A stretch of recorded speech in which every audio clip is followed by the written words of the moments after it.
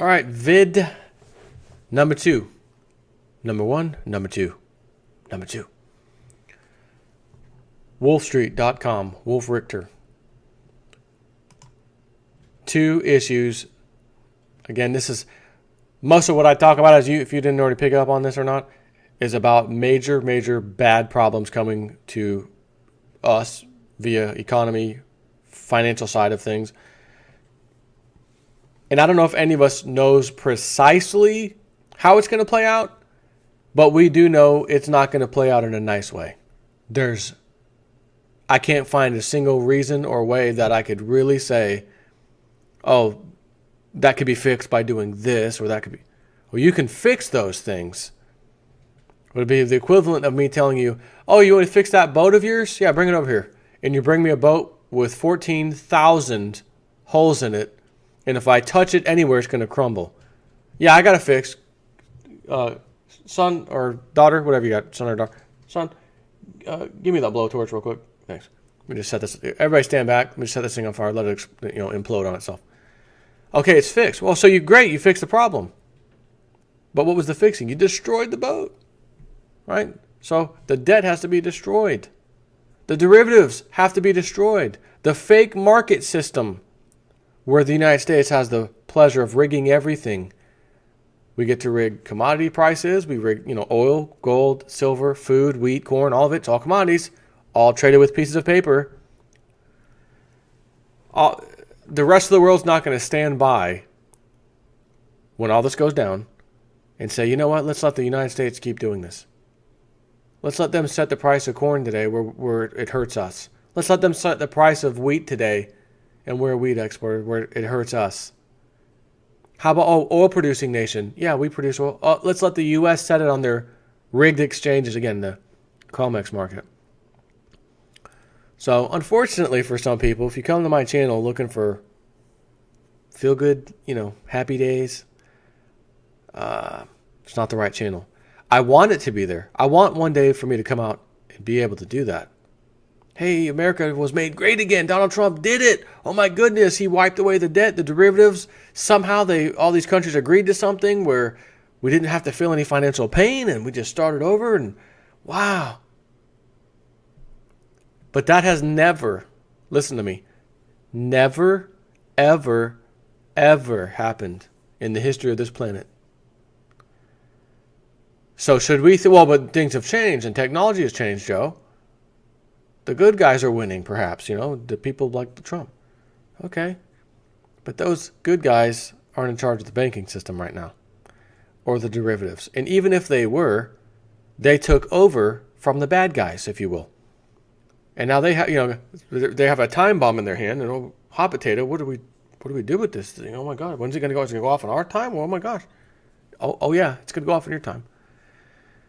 So haven't really spoken about Mexico as far as debt, liquidity problems. Wolf Richter got an article here. Actually, John Quijones,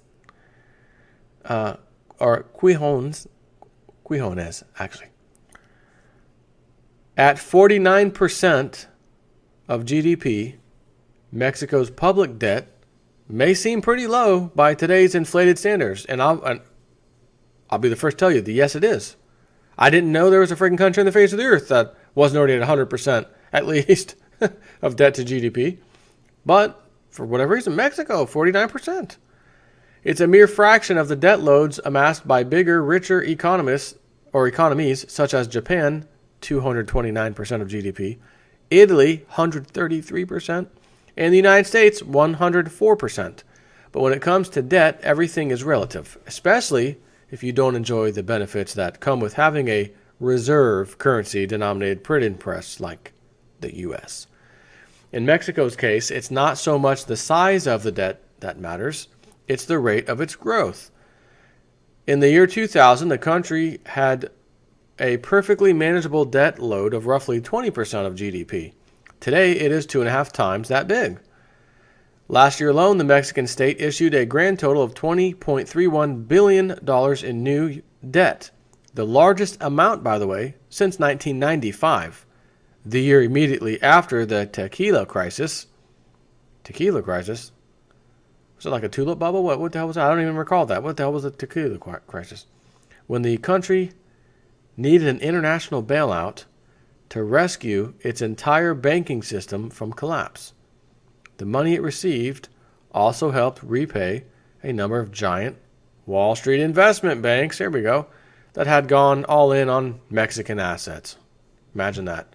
So that's why he needed the bailout, to give the bankers a bailout back in 1995. So that means the savings and loan crisis of the 1980s, banker bailout. This thing with 1995 Mexico, banker bailout. 2008, huge banker bailout. Boy, sure pays to be a bank, doesn't it?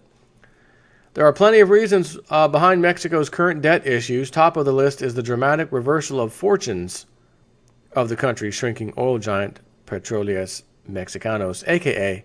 Pemex, which until a few years ago provided as much as 1/3 of the Mexican government's national budget.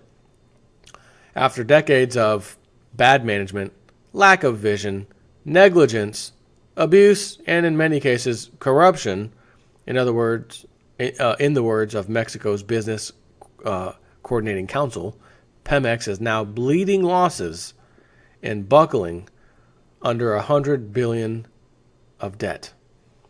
If Pemex is unable to service its debts, Mexico's government will have to step in again.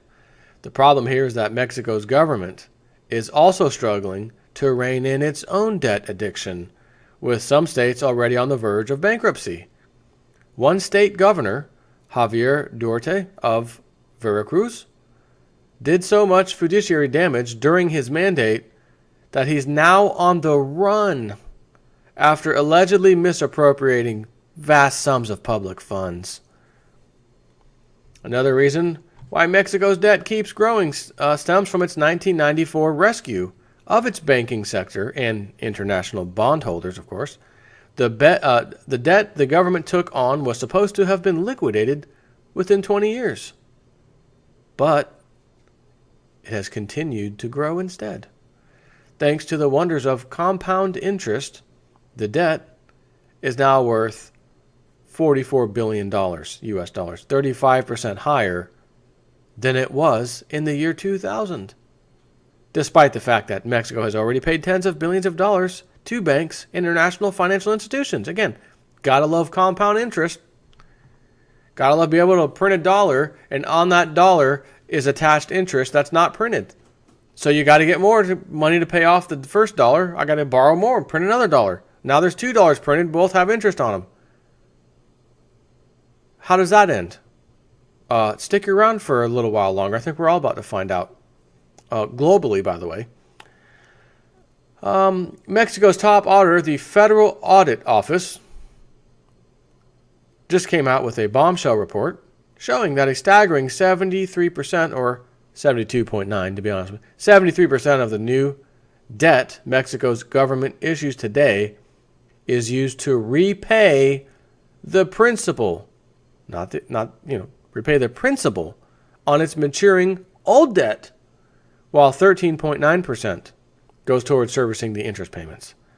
That leaves just 13.2% for investment projects or productive activities, part of which is no doubt skimmed off by corrupt officials and businessmen.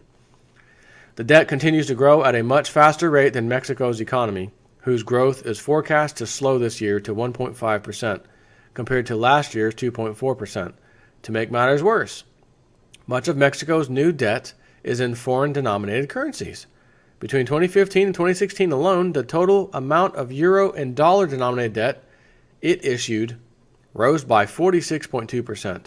Mexico is not the only emerging market that has developed an unhealthy appetite for foreign currency-denominated debt.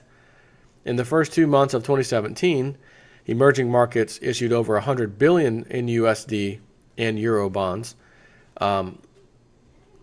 beating a previous record set for the same period in 2014. The main reason for the latest spike is the lower cost of issuing debt in the wake of the U.S. elections, with yields on emerging market bonds falling by an average of 50 basis points, which would be about 0.5%. But that is not likely to last, especially with the Federal Reserve expected to raise rates in the coming months. And we may find out around the 15th or so this month, it might be time. Along with the debt ceiling fight, we may hear also that, Federal Reserve is going to raise rates. However, the prospect of rising rates will, much like last orders at the bar, has merely intensified the thirst for dollar-denominated debt. Quote, the yields are attractive and the outlook for rates and bear market risk are pushing issuers to evaluate funding earlier this year, said Samad Sirohi, the director of debt capital markets for Central and Eastern Europe, the Middle East, and Africa for Citigroup, the bank that's organized most of the bond sales for the region this year. Yield-starved investors, after years of central bank-imposed financial repression, can't resist the higher yields of riskier markets for now, offering almost double the 2.5% of the 10-year Treasury yield and many multiples of the 0.335% of Germany's 10-year yield. Emerging market debt funds have reported $7.4 billion of inflows so far this year, surpassing the combined flows into U.S. junk bonds and loans during that same period. But if emerging market currencies fall against the dollar and the euro, which they have, the cost of servicing dollar and euro denominated debt is going to rise. And that's when the strains will begin to show. In Mexico, foreign investors hold around $100 billion of the country's local currency government debt, the most for any emerging market economy. That's almost 20 times what it was 20 years ago. They also hold billions of euros worth of corporate bonds, which are also showing signs of strain, prompting some Mexican business leaders to call for new programs to be implemented before the situation causes a large-scale crisis among Mexican companies. Got a sneaky suspicion that that's exactly what's going to happen. Large-scale crisis will be on the horizon quicker before they could do anything. The most ominous sign yet came last week when Bloomberg reported sources saying that the Bank of Mexico, or Banxico as it is referred to, had sought a swap line from the Federal Reserve in case of liquidity problems, which immediately triggered furious denials from Banxico. Quote, I can say clearly and unequivocally that we are not in the process of asking for any credit line from any authority, said the central bank's governor, Augustus had only saved some room for later, who has postponed by 6 months his departure from the bank, initially scheduled for May. If the allegations are true, they imply that Mexico's government and or corporations are beginning to feel the early pangs of a dollar shortage. One thing is resoundingly clear. The Mexican government needs to get a handle on its debt situation. And if I'm a betting man, or maybe not even a betting man, if I'm just someone who lives, eats, sleeps, and breathes this stuff and reports it every day on YouTube, got a sneaky suspicion that the Mexican government's not going to get a handle on its debt situation. Is there any country out there that has? Actually, the answer is yes, there is. But it's only one. Iceland. Iceland has done wonderful things. Everybody else aside from Iceland, pretty much on the face of the earth, is in the same boat. And there's a lot of countries on this planet. All have central banks. All have fiat paper backed by nothing currency. They all borrow money into existence. And they have these swap lines with the bigger buddies, the bigger club, America, EU, Euro. And it's going to implode on them ultimately. Again, this whole thing was designed to go down and bring everybody down with it so that you can't say, oh, that country, let's go there. Nope. Everybody's affected. We're all in this together. Let's figure out how to get out of it. Oh, I've got an idea. One world currency. How's that sound? Because then we can't have trade wars, because trade wars are essentially part of currency wars. You devalue your dollar, your exports are good for other people who import them because they can get it cheaper because your dollar's been devalued. But then that country says, well, we export stuff too. And some of the stuff you export, we export. And now we're losing business because you devalue your dollar. So, yeah, we're going to devalue ours. You can make a case, as I've said, you can make a case why a single currency system would work fine. Because you can't manipulate the price. But at the same time, you say, well, what if that currency was gold? Correct. You shouldn't be able to manipulate the price of it because everyone's using it. It's one thing. Not one entity should be able to set the price. Well, then how do you know how much it's worth? Again, free markets would figure that out. Currently, gold is rigged also, but not because of, holding a gold bar or coin in your hand, bringing it somewhere. Where do they get the price? How much are you going to pay me for this today, sir? Oh, well, let me get online and see what the spot price is. Oh, hold on. The what? The spot price. What's the spot price? The spot price is set by the club on their paper exchanges. But they're just transferring paper back and forth. That shouldn't set the price of this thing in my hand.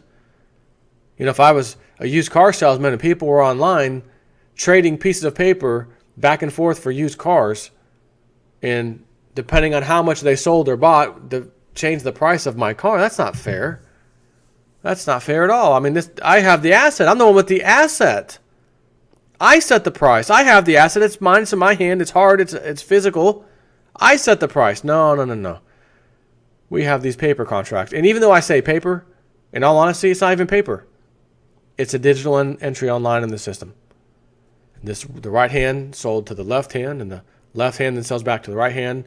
And as you saw the other day, silver contracts, 23,000 contracts, each for 5,000 ounces, 115 million ounces, liquidated within minutes, $2+ billion worth. And as I said, not 1 ounce, not one flipping ounce left anywhere. No warehouse, bullion banks, secret storage facility. Nope. Account ledger. Account A has sold 23,000 contracts, and account B bought all of them. After the price fell, of course. Then they bought all of them.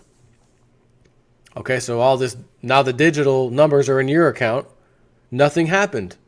You didn't have to call the warehouse. Hey, get the forklifts ready. Tell the guys they're going to work overtime. We've got 115 million ounces. It's like 3,000, what was it, 3,000 something tons? Or something like that. It's going to take you a while to move that. We got to get the guys to get the big forklifts in here. Nope. Everybody, false alarm, go back to bed, come into work normal time tomorrow. Nothing's being moved. So, again, you could argue why a single currency would be a good idea. And that's what the club's banking on. So that when all the financial pain comes, and they're going to blame it on this country, and that country's going to blame it on you, and we had a trade war, and you devalued your dollar, we had to devalue our dollar. No. They're going to go back and forth. And as Trump said, I talked to the Chinese president and the Japanese president, or prime minister. We understand we need to level the playing field. We've got some plans in the making, and it's going to happen sooner than anyone thinks. And I'm dying to know, Mr. Trump, Mr. President, what was this plan? You said it's going to be here sooner than anyone even thinks. That means you have some plan on paper. What is the plan? That's what I want to know. We're going to find out. Again, we will find out. But this is just, this is insane. I'm looking at another one of his articles here. This is worse than before the last 3 crashes. This chart shows multiple compression is coming. How long can this surge in stocks go on? That's what everyone wants to know. Projections range from forever. These projections have become increasingly common. It's already finished. That's a fairly wide range. But for example, a stock trades at a price that will give it a price to earnings ratio of 20. Stock price is 20 times earnings per share. When earnings per share remain flat over time, but the stock prices rise, or the price of that stock rises, then the price to earnings ratio, the multiple, expands. When this spreads across the market, even when aggregate earnings remain flat, it means rally. And earnings have been flat since 2011. The other day I posted a chart that showed that earnings of the S&P 500 companies in quarter 4 2016 were back where they'd been in quarter 4 2011. So 5 years of earnings stagnation. Yet during those 5 years, the S&P index soared 87%. The thing that changed during those 5 years was the price to earnings ratio. This combination of flat earnings and soaring stock prices, and thus soaring price to earnings ratios, is historically speaking not a good thing when it drags on for too long. This chart shows the S&P price to earnings ratio on every January 1st of the year. This aggregate price to earnings ratio has nearly doubled from 14.9 on January 1st, 2012 to 26.7 on March 3rd, 2017. Flat earnings, no problem. But wait, the problem for stocks is the inevitable multiple compression. Multiple expansion and compression go in cycles, like boom and bust cycles invariably. Multiple compression with flat earnings means sell-off. And when this combines with an earnings decline, the sell-off turns into much worse. It happens with regularity. This chart by John Alexander at Macro Charting tracks the percentage increase and decrease of the price to earning ratios, so multiple expansion and compression going back to 1979. I'm gonna open this up. I marked the 4 record periods of multiple expansions in months. The first 3, which ended in 1987. Anyone remember that date? October 1987 stock market crash. Next date, 2000. Anyone hear of something called the tech bubble burst? And 2009. Anyone remember that one? 2008, 2009? Turned into periods of multiple compression associated with blistering crashes. So, again, these are those things I always talk to you about: thermometer, temperature gauge, etc. That's what this is. That's what I'm talking about. These are the things that says we absolutely have a problem. It's cyclical. We can see it. It should be here any freaking second. Markets rally, no news. Markets rally, good news. Markets rally, middle of the night sleeping, all of planet Earth killed by an asteroid. Markets rally the next day. Well, hold on, there's not even humans left. What the hell? Could you imagine being a little alien flying by and seeing that? Oh, well, let's stop here. Hold on, I want to see this. Look at these freaking idiots. Yeah, we gotta check this out. We just passed by this huge comet. It's actually, the comet's gonna hit Earth. Asteroid, something, it's gonna hit Earth. Oh no, get the popcorn. Let's watch this. I don't have any left. Oh, well, let's go down there. Let's go make some symbols in someone's cornfield, and we'll take the corn when we're down there. Oh no, you don't want that. That's genetically modified. These idiots are modifying their food genetically? Yeah, that's what I said. It's just stay up here. And then you watch it. Mass extinction event just happened. But I guess some battery backups and things like that were online. And they have these 3 major stock market indexes, the S&P and the Dow Jones and whatnot. This is crazy. There's not a human alive. And the markets are rallying. I guarantee you that would happen. Because it's all controlled by computers and the riggers who run those computers. You might know them as central banks and the big banks. Anyways, this is hard evidence. This is something that tells you, as much as I'm hoorah Trump, yeah, go Trump, make the America great again, go after these criminals, go after the pedophiles, go after all of them. This is essentially the comet I told you about, that it's been en route to you for the last 500 million years. It just finally made it over here. You're the bullseye anyways, and you've had 500 million years of human activity to deal with stuff, and it's about to go away.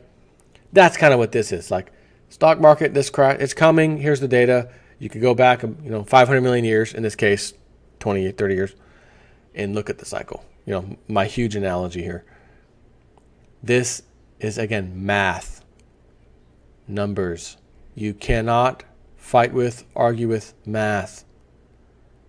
Only thing is, they can extend things a little bit, right? Because if you look at these little red marks here, you can tell the first one, 1987, wasn't that long, but then the next one was kind of long. And the next one wasn't too long, but then we have this one. Oh, it's kind of longer than all of them so far, right? So where's the one in 2017 or 18 going to be? And that's a question I can't answer. But the point is, you'd be a fool to think that they'll just magically fix all this without any kind of financial pain that's going to affect you. You'd be a fool to have faith in these criminals.